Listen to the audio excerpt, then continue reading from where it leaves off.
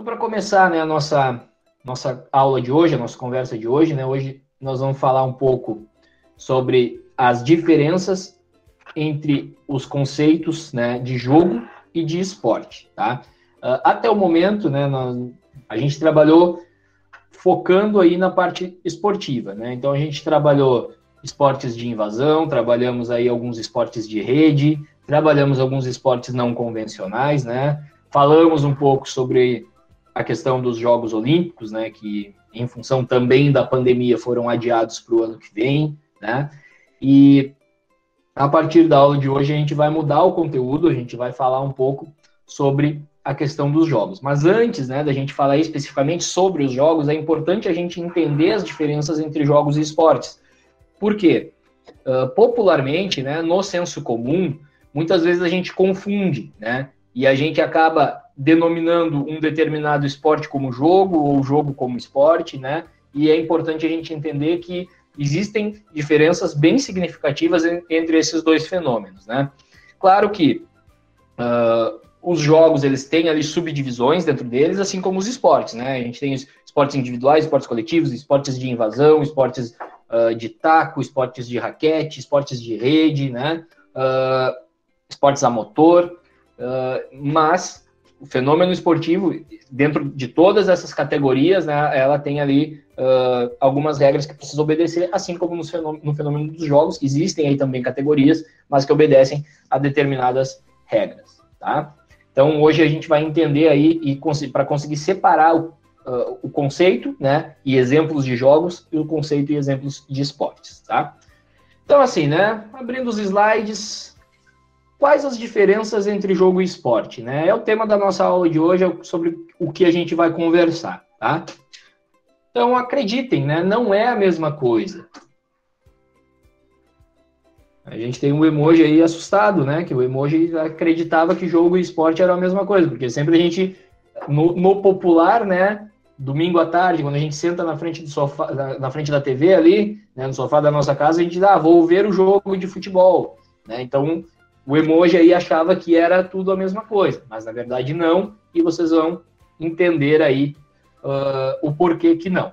Então, vamos começar, né, com o conceito de jogo. Qual é o conceito de jogo?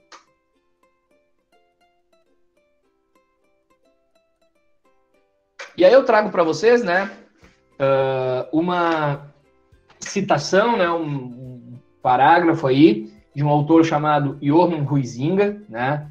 É um autor bem famoso. Então ele vai nos trazer aí a definição, né? O que é para ele jogo. Então eu vou ler o slide aqui, eu vou ler esse parágrafo, né? E vamos prestando atenção em algumas palavrinhas aí que esse parágrafo vai nos trazer, porque são bem importantes e são palavras-chave para a gente entender a definição, tá? Então, o jogo é uma atividade ou ocupação voluntária. Aí a gente já tem uma primeira palavra-chave, tá? Voluntária. Exercida dentro de certos e determinados limites de tempo e de espaço, segundo regras livremente estabelecidas, tá? Então, livremente consentidas, desculpa, né? Segundo regras livremente consentidas, aqui também já temos aí uma palavra-chave, né? Esse livremente consentidas, mas absolutamente obrigatórias. Dotado de um fim em si mesmo, acompanhado de um sentimento de tensão e de alegria.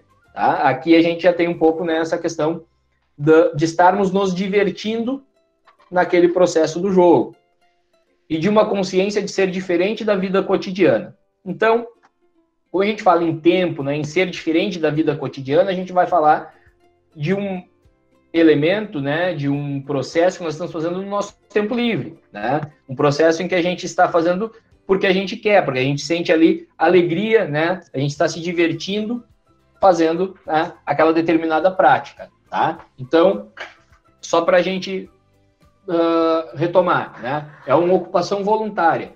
Ninguém é obrigado a jogar, tá? Quando a gente está fazendo isso no tempo livre. Então, a gente joga porque a gente quer, porque a gente está com vontade de praticar aquela determinada prática. Pode ser qualquer tipo de jogo, tá? As regras nos jogos, pessoal, elas são livremente consentidas, ou seja, tá? Elas não são algo engessado, não é algo fixo, tá? A gente pode, dentro do nosso grupo, né, social que nós estamos praticando aquele determinado jogo, a gente pode conversar, né, e estabelecer as regras que vão ser aplicadas naquele jogo. Isso não significa que no meio do jogo a gente acabe tendo que jogar ele sempre com essas mesmas regras até o final. A gente pode mudar. Se a gente vê que alguma dessas regras elas poderiam ser diferentes para melhorar a dinâmica do jogo, isso pode ser feito, mas com consentimento. Então as regras são consentidas. E essa flexibilização das regras, né, ela faz com que o jogo que é praticado aqui na cidade de Rio Grande, ele possa ser diferente do jogo praticado lá em outra região do Brasil, tá? Podem ter regras diferentes.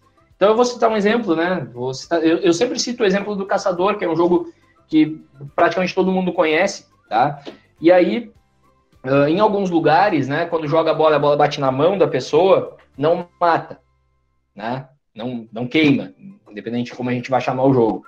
Em outros lugares, sim. Então, digamos que a gente começou o jogo fazendo, né, com uma regra que na mão não mata. E aí, no meio da partida, a gente viu que ninguém estava morrendo, estava todo mundo botando a mão, se protegendo com a mão, né? E a gente decidiu, em consenso, né? Todo mundo entendeu que era melhor tirar essa regra, tá? E aí a gente passa a jogar com uma regra diferente. Por quê? Porque as regras, elas não são fixas dentro dos jogos, tá? E diferente da vida cotidiana, né? É algo que eu faço que é diferente da escola, é diferente do meu trabalho. Eu estou ali fazendo algo que eu gosto com um objetivo lúdico, com o objetivo de me divertir, tá? E aí, pessoal, para vocês verem, né, a importância da gente entender esses conceitos, né? Eu trago para vocês uma questão do Enem de 2013. E em 2013, né, caiu exatamente uma questão que falava sobre jogo, né? Falava sobre o conceito de jogo. Então a questão era essa, ó, questão 97. Segundo o texto, e o texto é o do slide anterior, né, que a gente acabou de ler, o jogo comporta a possibilidade de fruição.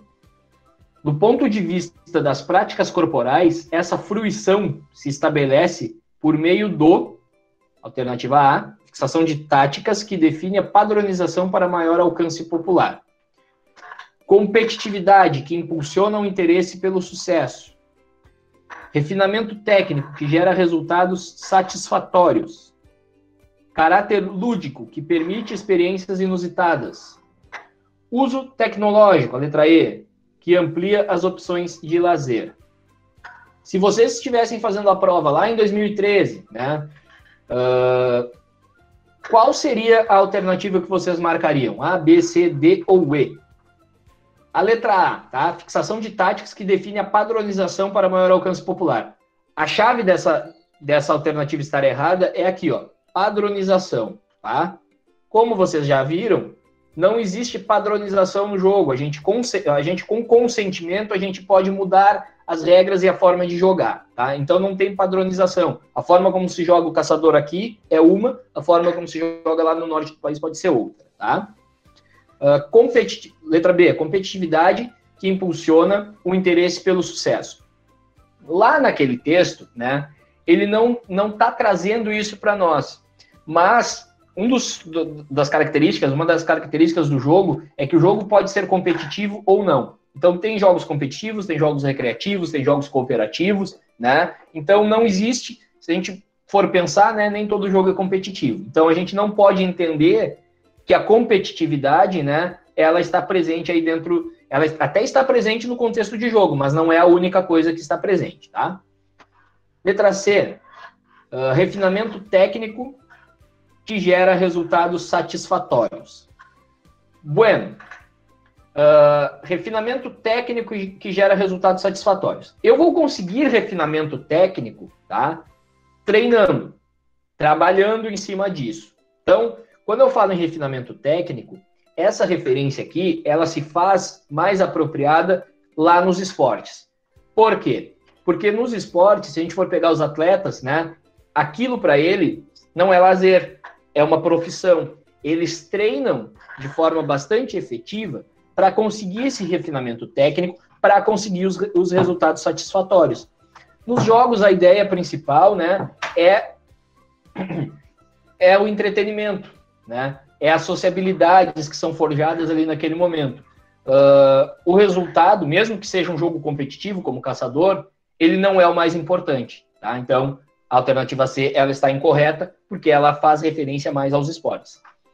A letra E, uso tecnológico que amplia as opções de lazer. Então, vamos pensar assim, existem jogos eletrônicos, né, no computador, no celular, né, o Free Fire, que vocês gostam muito de jogar, a minha pronúncia ela tá errada, tá? Mas não tem problema. Videogame, né, enfim, sem fazer merchandising de nenhuma marca, esses jogos tecnológicos que são tão bacanas, né, e amplia a opção de lazer. Então, aqui, pessoal, até amplia a opção de lazer, tá? É verdade. Mas será que todas as pessoas elas têm alcance a esses jogos eletrônicos, né? Será que as classes mais populares elas têm possibilidade de ter jogos eletrônicos que custam R$500 um CD ali de determinado videogame, né? Que seria um jogo eletrônico, tá?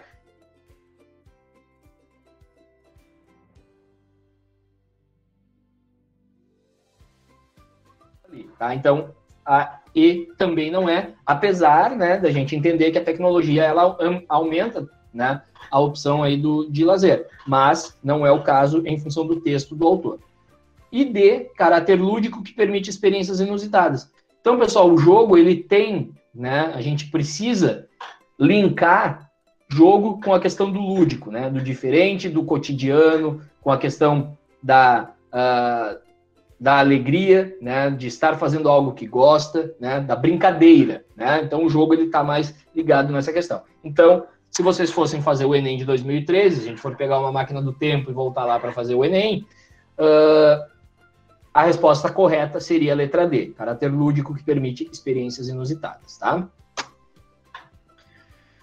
Bom, e o conceito de esportes, né? Já que o jogo tem tudo isso, as regras flexíveis, né? A questão do lúdico. E o que seria o esporte, né? Qual é o conceito de esporte? Então eu trago aqui, né, a citação de um artigo do autor, né, chamado Barbante. É um artigo de 2006, né? Então eu vou adicionar, né, um ponto aí nesse texto dele, né? Então ele vai falar aqui: os esportes eles são uma atividade competitiva, institucionalizada, que envolve esforço físico vigoroso ou uso de habilidades motoras relativamente complexas. E aí é aqui que eu vou adicionar alguma coisa, tá? Ou também, né, questões intelectuais. À medida que hoje, por exemplo, o xadrez ele pode ser considerado um esporte, tá? Então, no xadrez eu não vou ter esse esforço físico vigoroso, nem, né, habilidades motoras relativamente complexas. Eu vou precisar mexer, né, a minha peça ali no tabuleiro. Então, também a questão intelectual ela vai entrar aí nessa definição, tá? Por indivíduos cuja participação é motivada por uma combinação de fatores intrínsecos e extrínsecos. Então, vamos lá, vamos destrinchar um pouco esse texto aqui para vocês entenderem aí a diferença, tá? Então, lá no jogo, pode ser competitivo ou não. Aqui no esporte a gente já tem, ó, é uma atividade competitiva. Esporte sempre vai ser competitivo. É óbvio que, né, dentro dessa competição, a gente vai precisar seguir as regras, né, a gente vai precisar agir com fair play, a gente vai seguir, né, uma conduta, uma boa conduta, né, no sentido de ser atleta, né, de ser competidor, tá? Mas eu vou estar competindo com alguém, né, eu vou tentar vencer alguém, dentro das regras do esporte, tendo os princípios do fair play, né, não usando, por exemplo, né, substâncias proibidas que aumentam o meu desempenho. Vai ter esforço físico, vai ter habilidades relativamente complexas, né? E vai ter uma combinação de fatores que vão motivar essa participação. Um deles, né, o fator financeiro. Porque a gente pode entender o esporte como trabalho. Quer dizer, a gente deve entender o esporte como trabalho. Então, o jogador de futebol lá do Grêmio, do Inter, né, eles não estão jogando por lazer. Eles estão jogando porque eles vendem a força de trabalho deles para aquelas instituições, para Grêmio e para Internacional, né? Então, eles estão jogando e estão recebendo um salário por isso. Ah, mas, professor, o salário deles é muito maior do que da sociedade em geral, né? Não tem... Isso a gente não traz para discussão. Eles têm um contrato, eles são trabalhadores, né? Tem uma carteira de trabalho do jogador de futebol, ela também é assinada pelo clube, né? Todos os direitos trabalhistas o jogador de futebol, né, o atleta de futebol, ele tem. né? Então, ele é um trabalhador, ele está vendendo a sua força de trabalho para o clube, tá? Então, uma das motivações é a motivação financeira aí que está presente dentro do esporte.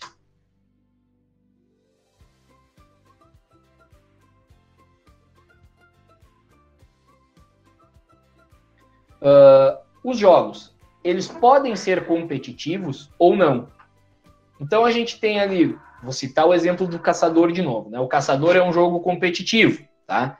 Mas a gente tem daqui a pouco o Pular Corda, que pode ser um jogo, uma brincadeira mais recreativa, tá? Então não necessariamente vai ter uma competição. A gente vai ter jogos cooperativos também, né? E aí os jogos cooperativos é interessante porque o grupo todo vai ter uma tarefa, né? E para que o grupo consiga concluir essa tarefa, vai ter que haver cooperação entre todos, tá? Então não é uma competição.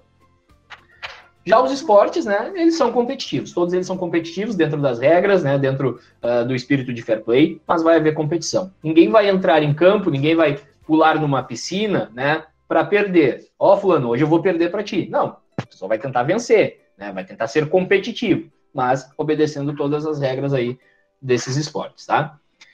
Nos jogos, não existem regras fixas, tá? Os jogos não têm regras fixas. As regras podem ser alteradas até mesmo dentro do jogo, como eu já falei para vocês, né?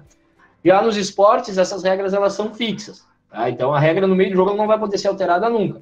A regra do impedimento no futebol, ou a regra dos 3 toques no vôlei, ela é a mesma no Brasil, na África do Sul, no Japão, na Austrália, na Argentina, nos Estados Unidos, é a mesma regra, tá?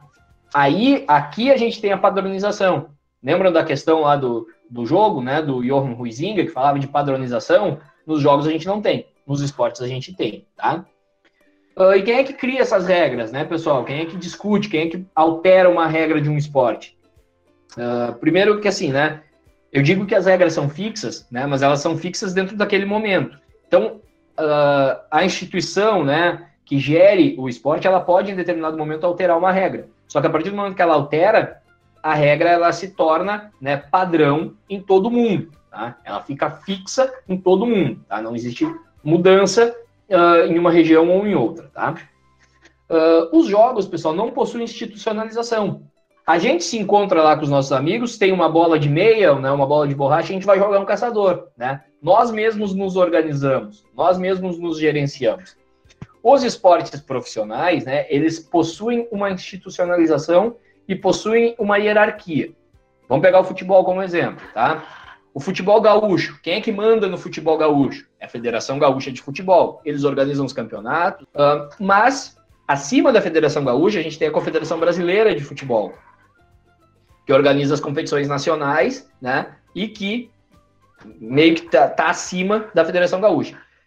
E acima nós temos a Confederação Sul-Americana, a CONMEBOL, que organiza as competições dentro do nosso continente. E acima nós temos a FIFA, que é o órgão máximo, né, que manda no futebol mundial, né, que decide uma ou outra alteração de regra ali desse esporte, né, mas que faz, né, que organiza Copas do Mundo e tal, né, tudo isso dentro, né, dessa hierarquia institucionalizada, tá? E nos jogos nós não temos isso.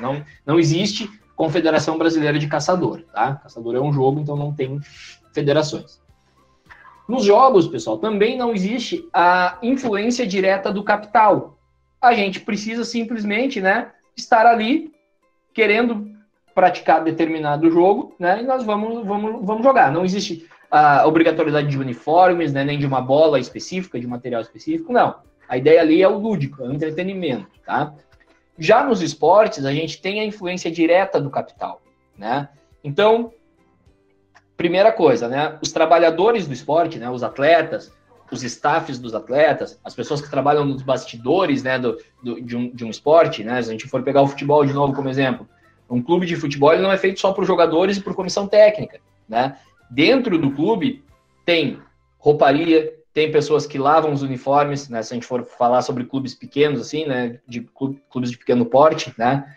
Lavam os uniformes, tem cozinheiro, tem secretário, né? Tem as pessoas que atendem ali na área social. Então, todos esses são trabalhadores do esporte. Então, eles recebem, eles vendem a sua força de trabalho, tá? Então, tem influência direta do capital. Só que isso acontece também para o torcedor, né? por uma outra via. Ao invés do torcedor receber algo do clube, ele vai pagar algo para o clube. Ele vai destinar parte do seu dinheiro para o clube. E às vezes nem se dá conta disso, né? Só que, por exemplo, o cara é aqui de Rio Grande, né? E ele quer assistir um jogo de futebol, um jogo do Inter ou do Grêmio, né? Ele é torcedor da dupla Grenal. E ele vai a Porto Alegre. Primeiro que não é barato, né? Pagar para entrar num estádio, tu já vai estar usando a tua grana, né? Para isso. Chega lá na volta do estádio, vai comer alguma coisa. Já está pagando também. Só que ele não vai usar uma camiseta normal, né? Do dia a dia. Ele vai comprar uma camiseta do clube para se sentir pertencente àquele grupo social. Ou seja, ele vai estar usando o seu dinheiro, né, para comprar essa camiseta. E aí, camiseta oficial de clube de futebol não é barato, né, pessoal? A gente sabe que a gente encontra ali por R$250 uma camiseta, né, do clube. Então, tem essa influência direta do capital. As marcas estão muito presentes, né? A marca de um tênis, a marca de uma chuteira, e a gente vê o atleta usando aquele tênis que tem um bom amortecimento, né? Que não vai prejudicar os nossos joelhos, a gente vai querer comprar aquilo ali, tá? Para poder fazer a nossa atividade física. Então, é pensar o esporte também pela lógica mercadológica, tá? Lógica mercadológica ficou horrível, mas por esse viés mercadológico, tá? Então, o capital, ele está inserido aí e ele faz essa influência, tá? E para fechar, né, exemplos de jogos e de esportes. Então, enquanto nós temos nos jogos, né, caçador, amarelinha, pular corda, pega-pega, pique-bandeira, nos esportes nós temos futebol, vôlei, natação, atletismo, basquete, tá? Entre vários outros aí, aqueles esportes não convencionais que a gente vinha conversando até a semana passada, tá? Entre vários outros aí, tá? Então, primeiras diferenças, né? Não tem regras fixas, a ideia aqui é o divertimento, né? Não tem influência do capital. Aqui temos regras fixas, é institucionalizado, tá? Tem a influência do capital, aqui a questão objetiva é a competição, né? Então, essas são as diferenças básicas entre jogos e esportes. Agradeço a presença de vocês. Continuem se cuidando, né? E até a próxima.